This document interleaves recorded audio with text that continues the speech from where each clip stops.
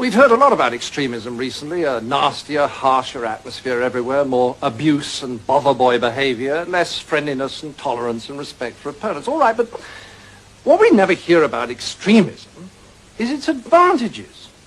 Well, the biggest advantage of extremism is that it makes you feel good because it provides you with enemies. Let me explain.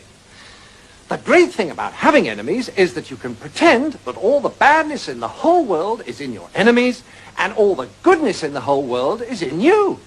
Attractive, isn't it? So, if you have a lot of anger and resentment in you anyway, and you therefore enjoy abusing people, then you can pretend that you're only doing it because these enemies of yours are such very bad persons. And that if it wasn't for them, you'd actually be good-natured and courteous and rational all the time. So, if you want to feel good, become an extremist. Okay, now you have a choice. If you join the hard left, they'll give you their list of authorized enemies. Almost all kinds of authority, especially the police, the city, Americans, judges, multinational corporations, public schools, furriers, newspaper owners, fox hunters, generals, class traitors, and, of course, moderates.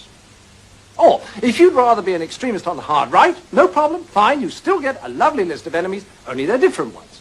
Noisy minority groups, unions, Russia, weirdos, demonstrators, welfare sponges, meddlesome clergy, peaceniks, the BBC, strikers, social workers, communists, and, of course, moderates.